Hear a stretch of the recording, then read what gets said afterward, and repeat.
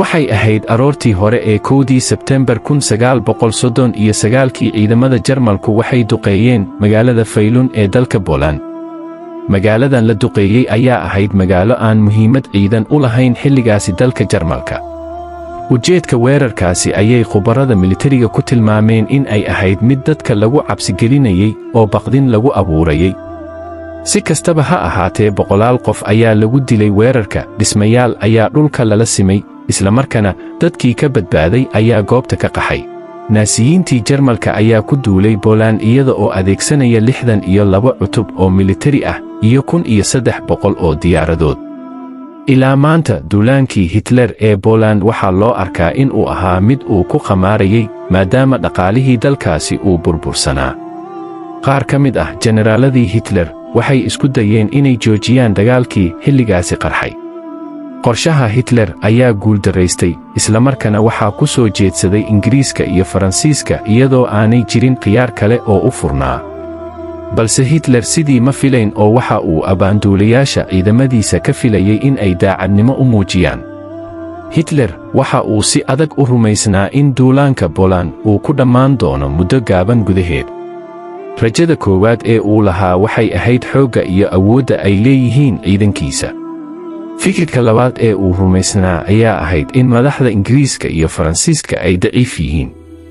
Hitler waxa uu moodayay in aanay dagaal geli doonin oo ay rumaysan yihiin oo keliya wadahadallada nabadda in Jarmalka lala furo. Kadib markii Jarmalku isdhiibay dhammaadkii dagaalkii koowaad ee adduunka, heshiiskii Versailles waxaa la ansixiyey intii u dhaxaysay 1935 ilaa 1938.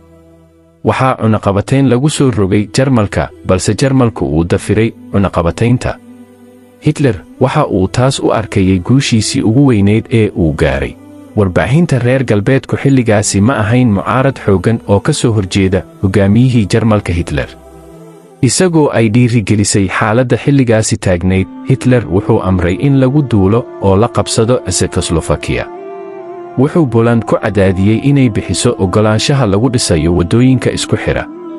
Tani waxay ahayd jebin uu jebiyey ballantii uu u qaaday Britain, isla markaana Britain waxay muujisay in aanay ku qanacsanayn tallaabooyinka Jarmalka. Si kastaba ha ahaatee, Hitler oo baaqa Ingiriiska ka madax adeegaya waxa uu ku amray ciidamada Jarmalka inay duulaan ku qaadaan Poland. Hitler waxa uu sidoo kale ka taxadirayay oo iska ilaalinayay in uu gaf u geysto hogaamiyihii Midowgii Sofiyeeti Stalin, isla markaana Stalin ayaa qudhiisa qabay fikirkaasi la mid ah. Haddaba Stalin oo hogaaminayay Midowgii Sofiyeeti iyo Hitler oo Jarmalka hogaaminayay waxay gaareen heshiis 23 bishii Agoosto 1939. Sanadkii 1914 markii uu qarxay dagaalkii koowaad ee adduunka, dadka Jarmalka aad ayay ugu faraxsanaayeen, balse dagaalkii labaad arrintu taasi way ka duwanayd. Jarmalku waxay dib u xasuusteen xanuunkii ay ka dhaxleen isdhiibka iyo jabkii hore uga soo gaaray dagaalkii labaad ee adduunka sannadii 1918. Si kastaba ha ahaatee, dadka Jarmalka badankoodu waxay taageereen dagaalka iyaga oo ka cagajiidaya. Dagaalka ayaa wuxuu bilaabmay subaxnimadii 1 Sebtembar sannadii 1939. Ciidamada ka socday dalka Jarmalka ayaa bilaabay inay weeraraan oo ay burburiyaan magaalada Weylon, balse dad badan ayaa wakhtigaas ka warqabin in ay ahayd bilowga dagaal weyn. Balse dagaalka ayaa markii dambe weji kala yeeshay 2 maalmood kadib duulaanka. Ingiriiska iyo Faransiiska waxay ku dhawaaqeen dagaal ka dhan ah Jarmalka. 2 toddobaad kadib, Poland ayaa mar labaad la soo weeraray oo ay duulaan ku soo qaadeen ciidamadii Jarmalka. Markan waxaa gobolka bari ka dhacay weeraro uga yimid Midowga Sofiyeeti. Duulaankii Jarmalku ku qaaday Poland wuxuu calaamad u ahaa bilowga mid ka mid ah qabsashadii ugu weyneyd ee dalal la qabsado. Ciidankan Jarmalku wuxuu dilay malaayiin qof oo u dhashay Poland, isla markaana marka loo eego tirada dadka la dilay, qiyaasuhu way kala duwan yihiin. Laakiin tirada iyo xogaha lagu kalsoonaan karo ayaa muujinaya in ka badan 50 milyan oo Poland u dhashay lagu dilay dagaalka, taas oo macnaheedu tahay in 17% dadka dalkaasi ay dhinteen. Tirakoobkan waxaa sidoo kale ku jira 30 milyan oo Yuhuud ah, Boolish ah, oo lagu dilay xasuuqii lagu magacaabi jiray Holocaust.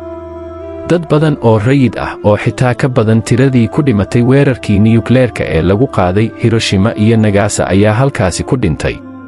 Hoggaamiyihii Jarmalka ee xilligaasi Hitler wuxuu amar ku bixiyey in la burburiyo caasimadda Poland ee Warsaw. Dagaalkii ku xigay meelo badan oo adduunka ka mid ah ayuu gaaray ilaa 1945tii. Markii ciidankii casaanka ahaa ee Ruushku ka saaray Jarmalkii ku soo duulay Warsaw, Stalin waxa uu Poland ka dhisay nidaam shuuci ah.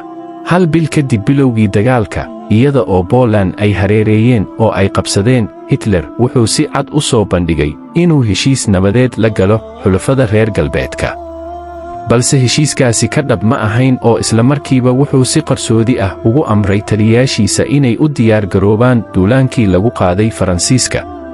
Ingiriiska iyo Faransiisku waxay diideen inay rumaystaan Hitler, waxayna go'aansadeen in dagaalka ay sii wadaan, waxa uuna dagaalka sii socday muddo 6 sano ah.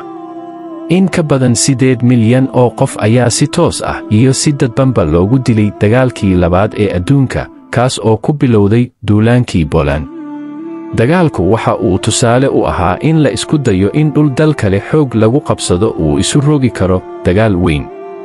Nabarradiisii qaraara ee dagaalkaasi laga dhaxlay ayaa ilaa maanta dunida oo dhan ka jira.